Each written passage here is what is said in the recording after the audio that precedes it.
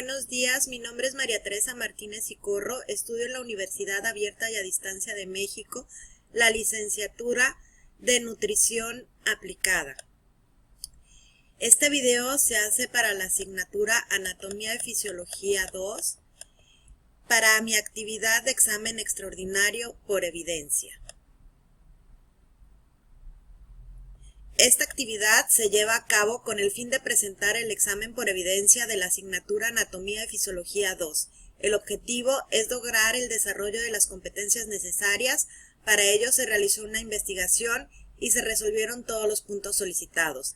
Las tareas que se elaboraron fueron los modelos anatómicos de 3 sistemas, el nervioso, genitourinario y endocrino, así como explicar su funcionamiento con el apoyo de fotos y un video. Sistema nervioso. El sistema nervioso está relacionado con la recepción de los estímulos, la transmisión de los impulsos nerviosos o la activación de los mecanismos de los mismos músculos que pueden causar movimiento.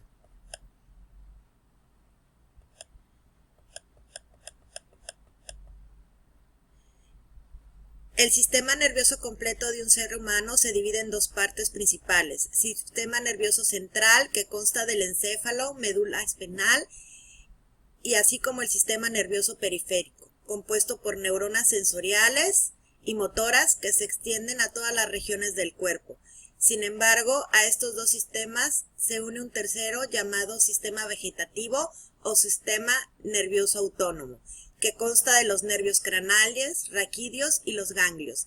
Asimismo, se divide en simpático y parasimpático. Aquí en el modelo anatómico del sistema nervioso vemos el cerebro. El cerebro forma parte del encéfalo y lo integra el dicéfalo, el tálamo, el subtálamo, el hipotálamo e epitálamo. Es la parte más voluminosa y se divide en 2 hemisferios. Muchas veces nosotros le llamamos cerebro a toda la porción del sistema nervioso, pero lo hacemos equivocadamente. Eso es el encéfalo. Es la porción del sistema nervioso dentro del cráneo y está formado por el cerebro, el cerebelo y el tallo encefálico. Es decir, el encéfalo es todo y el cerebro es esta parte. El cerebelo coordina movimientos musculares. El mesencéfalo, movimientos de los ojos, cuello y cabeza. La protuberancia o puente es el que controla la respiración, el movimiento ocular del ojo, el facial y el auditivo. La médula espinal sería esta que está aquí y que atraviesa toda la espalda y se encarga de la conducción, locomoción y reflejos y es la integración neuronal. El bulbo raquídeo forma parte del tronco encefálico junto con el mesencéfalo y la protuberancia o puente. Es este de aquí en medio. Regula los músculos, regula los centros cardiovasculares, regula los latidos, regula el centro respiratorio, es el centro de los reflejos como la tos, el vómito y los estornudos.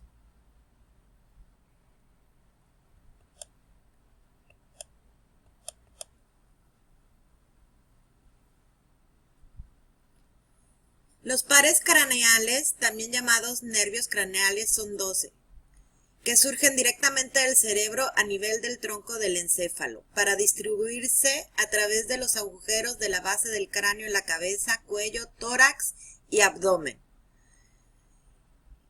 Comunican el encéfalo con zonas periféricas, su nombre alude a su función y se dividen en nervios sensitivos o sensoriales, nervios motores o nervios mixtos. Como vimos, regula también todos los sentidos y por ello tenemos que hablar de cómo funcionan los diversos sentidos y cómo se comunican con el cerebro. Vamos a empezar con el ojo, la monografía de la visión.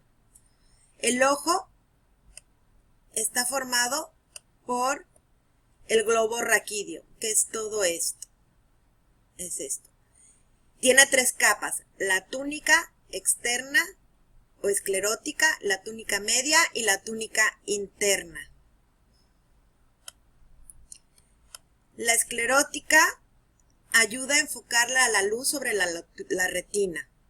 Es la que le da la forma a nuestro ojo y lo que lo protege. Es un tejido fibroso de color blanquecino. Es la cubierta superficial, es decir, es esto blanco que tenemos aquí o lo que tenemos aquí alrededor.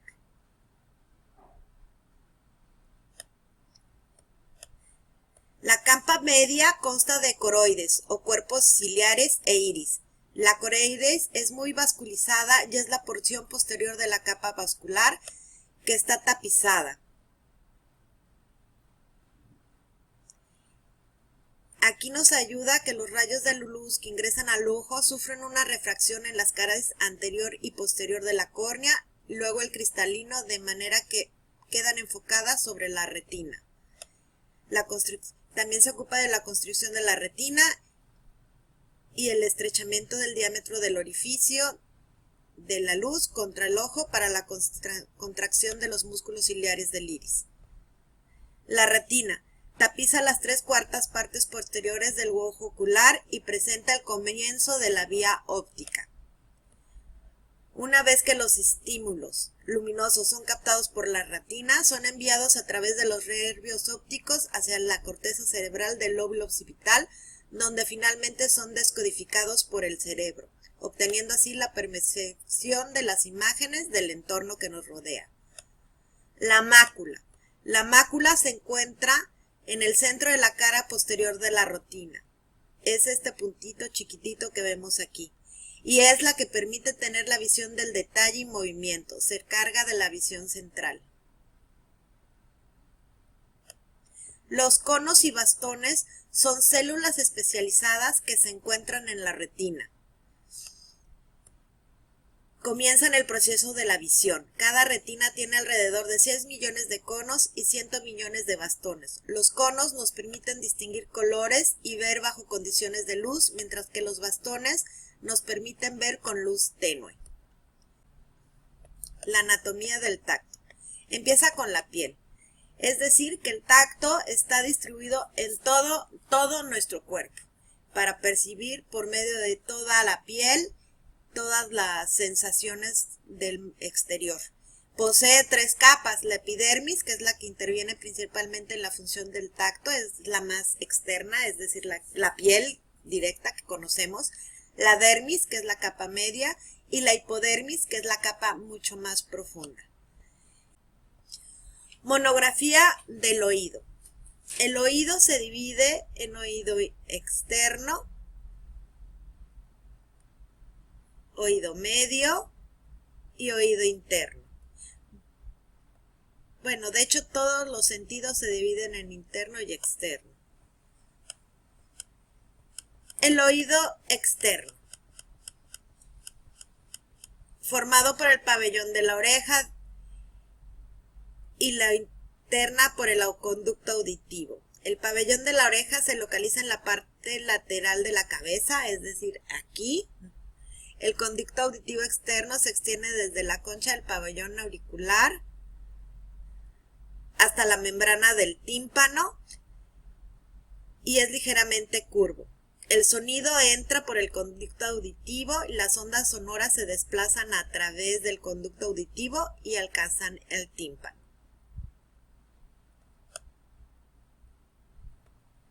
Oído medio. Es este de aquí. Es una cavidad pequeña situada en el espesor del hueso temporal.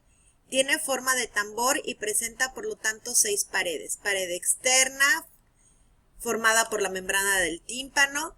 Pared interna, formada por una lámina ósea llamada promontorio.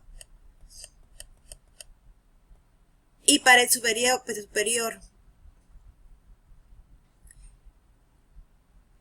Esta parte del oído recibe las vibraciones que se transmiten a través del líquido del oído interno en forma de espiral y hacen moverse las minúsculas células ciliares de la cóclea. Las células ciliares detectan el movimiento y lo convierten en señales químicas para el nervio auditivo, que forma parte, como ya lo habíamos dicho, del oído interno, el vestíbulo y el caracol.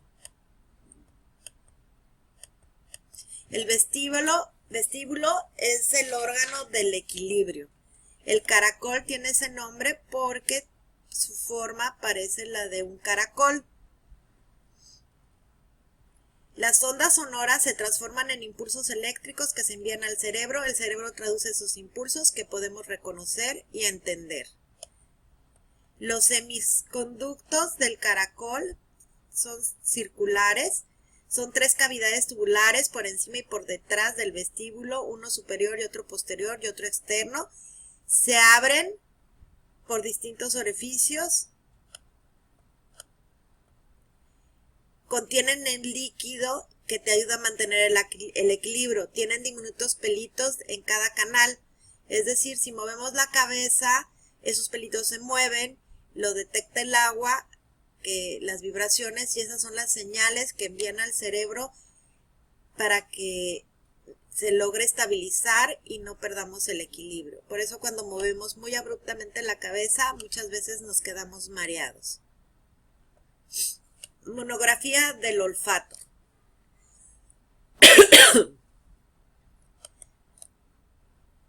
Aquí tenemos el cerebro y aquí está la nariz y el sentido del olfato. Vamos a hablar un poquito más. La nariz.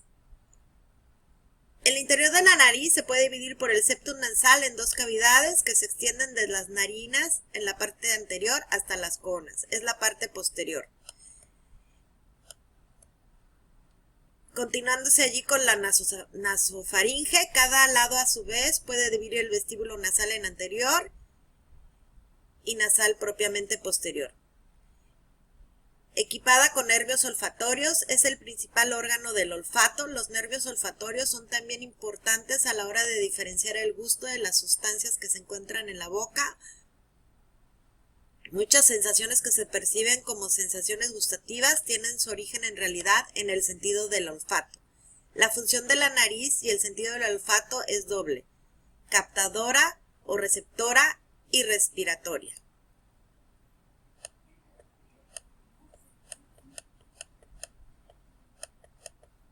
Vestíbulo nasal. Es la porción más anterior. Se limita lateralmente en el ala de la nariz y mediante la porción más anterior del septum. Está recubierta por epidermis que contienen pelos, vibrisas y glándulas sebáceas.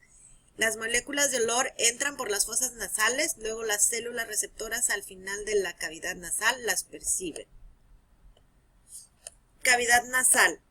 La cavidad nasal está dividida en 3 capas: concha nasal superior, concha nasal media y concha nasal posterior. Las moléculas del olor entran por las fosas nasales, luego las células receptoras al final de la cavidad nasal, aquí,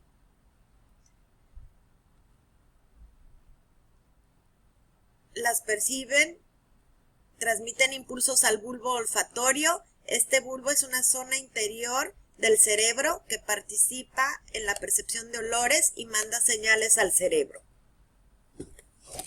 Bulbo olfatorio. Aquí tenemos el bulbo olfatorio. Es una estructura neuronal del prosencéfalo de los vertebrados, implicado en el olfato. Trata y codifica la información de los olores y la dirige a las estructuras superiores del cerebro. Sus neuronas principales son las células mitrales. Estas reciben la información de las neuronas olfativas, la integran, la envían a través de sus axones y a otras regiones cerebrales.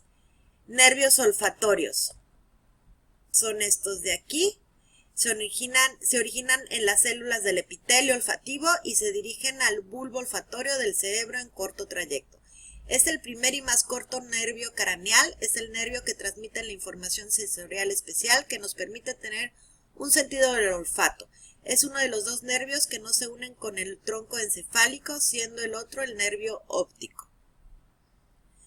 Mucosa olfatoria. Se encuentra en el techo de la cavidad de la nasal y se compone del epitelio cilíndrico, que tiene numerosas células. Detecta el olfato y también los aspectos más avanzados del gusto.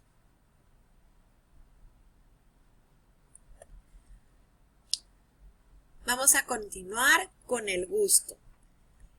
La lengua forma parte del sentido del gusto. Está dentro de nuestra boca y la ocupa casi en su totalidad.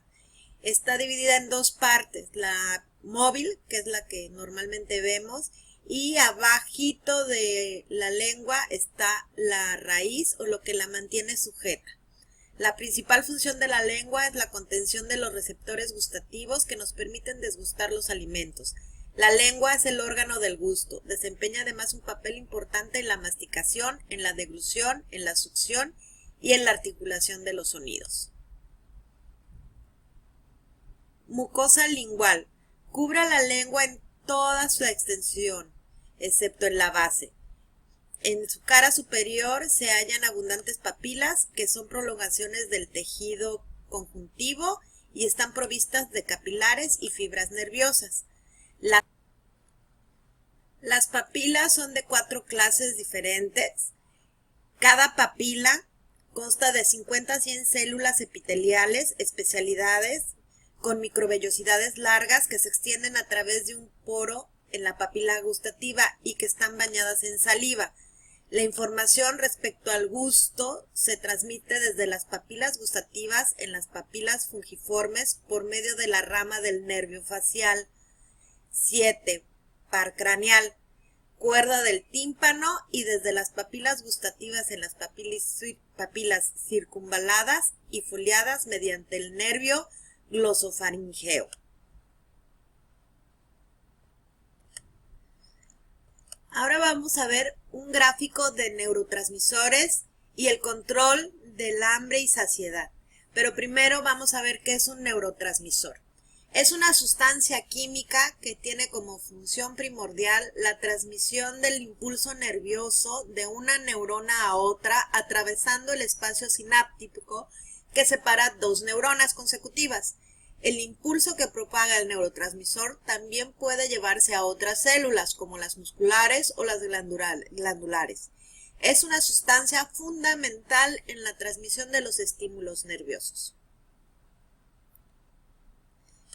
Gráfico de transmisores y el centro de control del hambre y saciedad. Cuando experimentamos hambre, se ve influido por factores externos como el olfato, la vista o la ansiedad. Pero también hay razones físicas.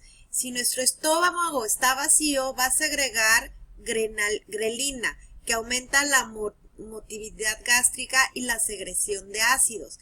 También va a bajar nuestra glucosa en la sangre. Estas dos señales le van a llegar al hipotálamo, que el hipotálamo controla el circuito del hambre y la saciedad, y entonces va a producir orexinas A y B, que son hormonas estimuladoras del hambre. Se producen en el hipotálamo, en el intestino y adipocitos y páncreas, y también va a segregar o a promover el neuropéptido Y, que incrementa la incorporación de alimentos, en especial la de carbohidratos, disminuir la termorregulación y estimular la síntesis de enzimas. ¿Qué quiere decir todo esto? Que bueno, como cuando el hambre que sentimos para poder saciarnos viene a causa de las señales químicas de un estómago vacío y la disminución de la glucosa.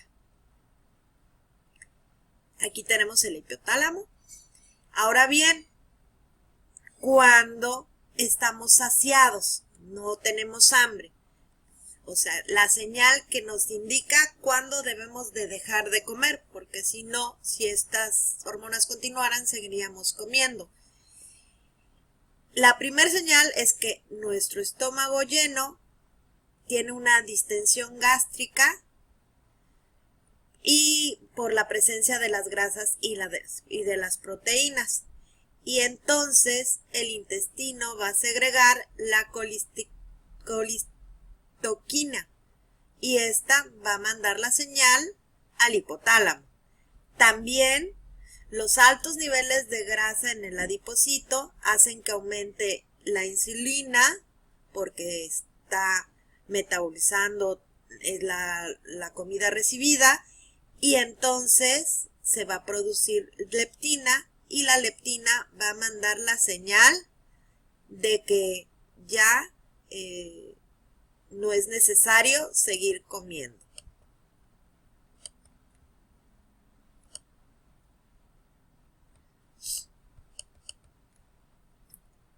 ¿Cómo va a mandar esa señal de que no es necesario seguir comiendo? Bueno, el hipotálamo va a producir el péptido YY, que es la hormona antihambre, y que hace que más o menos no tengamos hambre durante 12 horas.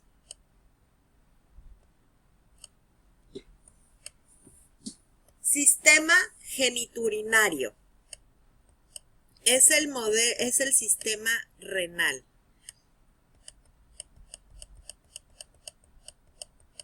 El sistema renal está formado por el riñón, que son dos, uno a cada lado, por las venas renales, por el uréter, la uretra y la vejiga. El riñón tiene nefronas, que son estas. Las nefronas es la estructura básica del riñón para formar la orina. Aquí se encuentran las venas renales, que es la forma en que ingresa la sangre al riñón. El uréter conduce la orina del riñón a la vejiga. Aquí está. Y la vejiga es la que almacena la orina. Por último, aquí está la uretra, que es el conducto por donde sale al exterior. En los hombres, este conducto es más largo, por medio del pene, y en las mujeres es corto.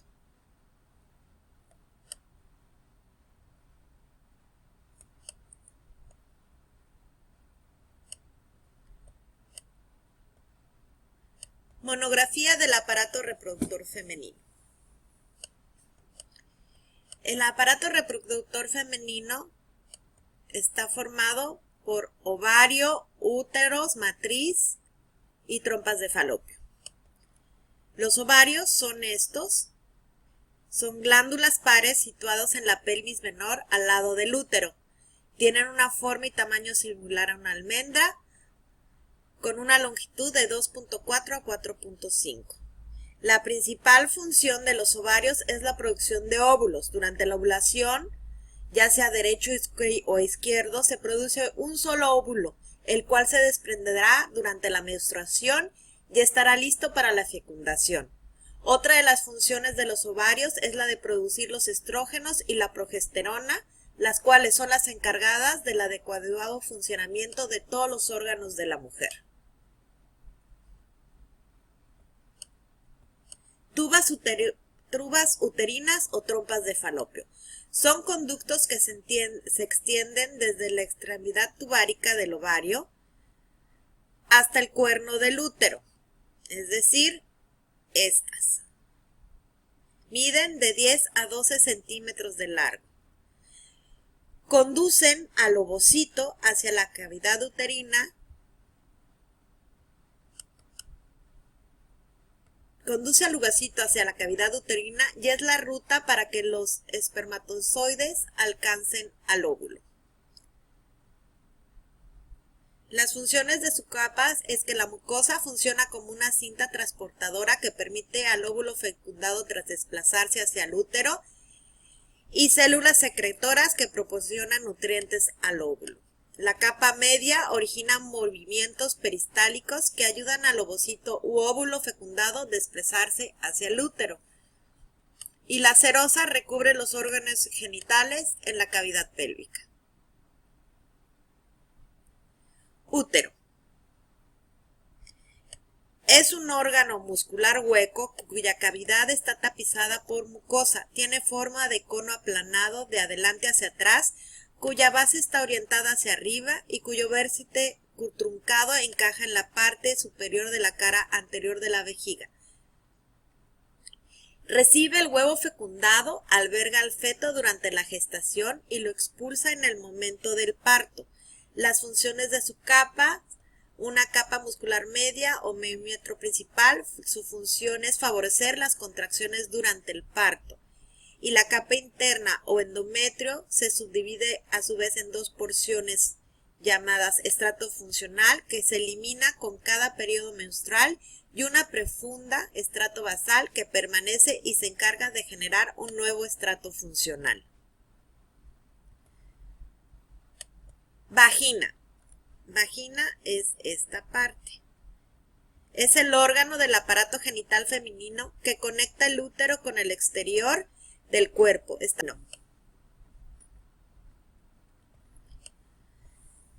Escroto. Es la estructura que da sostén a los testículos. Está constituido de piel laxa y una fascia superficial que cuelga en la raíz del pene.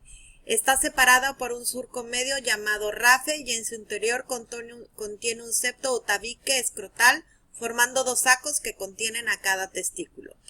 Regula la temperatura de los testículos, ya que para que los espermatozoides se produzcan se requiere una temperatura de 2 o 3 grados por debajo de la temperatura corporal normal.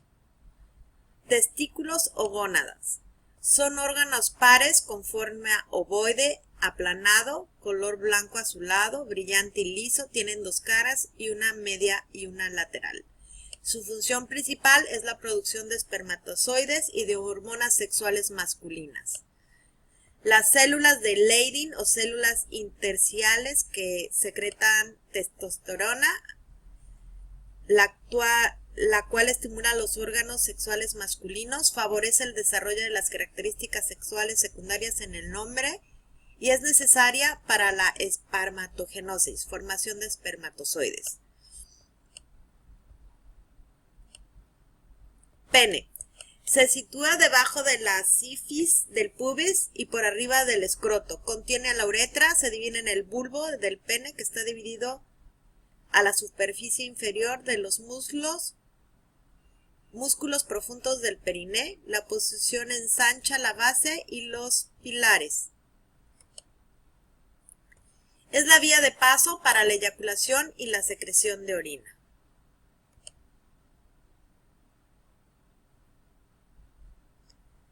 Conductos eferentes. Hay un total de 12 conductillos eferentes, nacen en la región testicular, conteniendo en su interior células ciliadas. Están formadas por una red de conductos llamados red testis o red testicular. La función principal es la de impulsar a los espermatozoides para su transportación del testículo hacia el epídimo. Epídimo. Este sería el conducto eferente. Este es el epídimo. El testículo y el epídimo se sitúan dentro del escroto, situado debajo del pene, entre ambos muslos. Produce la maduración de los espermatozoides, lo que ocurre en un periodo máximo de 14 días, además que impulsa a los espermatozoides hacia el conducto deferente durante la excitación sexual. Conducto deferente. Son dos largos tubos que miden unos 45 centímetros de largo y conectan los testículos con el conducto eyaculador. Transporta los espermatozoides desde el epídimo hacia la uretra por contracciones perisálticas. Conductos eyaculadores. Se dirigen en forma oblicuo hacia abajo y adelante y medialmente en el espesor de la próstata. Transporta al exterior el semen en la eyaculación. Cordón espermático. Tiene forma cilíndrica y está formado por un conducto deferente, fibras nerviosas, ganglios linfáticos y vasos sanguíneos destinados a alimentar el testículo. Conecta el canal inguinal del abdomen testicular. Glándulas bulborretrales, situadas en la raíz del pene, segregan el líquido que participa en la formación del semen. Vesículas seminales. Son dos pequeñas glándulas bilaterales anexas a los conductos deferentes. Se sitúan detrás de la vejiga y delante del recto. El líquido secretado constituye aproximadamente el 60% del líquido seminal. Su función es proteger, nutrir y transportar al espermatozoide. Próstata. Es esta de aquí. Es una glándula del aparato urogenital masculina cuya forma visual se podría asemejar al de una castaña. La próstata está situada debajo de la vejiga. El sistema endocrino está integrado principalmente por estos. Hipófisis. Proceso de homeostasis. Esa es su principal función. Segrega hormonas junto con el hipotálamo y regula el sistema endocrino. Está involucrada en los procesos de crecimiento y desarrollo. Aquí está la hipófisis y aquí arribita está el hipotálamo, que enlaza el sistema endocrino y nervioso. Controla la pituitaria, es decir, la hipófisis, que también se le conoce como pituitaria, y regula estados de ánimo. Tiroides. Son estas que están a los lados y se encarga de regular el metabolismo, segrega hormonas T3 y T4. Glándula paratiroides. Está dentro de la tiroides y segrega PTH, controla el calcio y el fósforo. Las glándulas suprarrenales son estas dos que están aquí a los lados, relacionadas con el estrés, por lo que producen cortisol, el desarrollo sexual y elaboración de adrenalina. En el páncreas funciona, nivela el azúcar en la sangre, produce enzimas que ayudan a la digestión, como la insulina y el glucagón, regula el metabolismo de los lípidos. Y las gónadas. Las gónadas en las mujeres está aquí arriba, que serían en los ovarios, en los hombres estaría aquí abajito, que serían los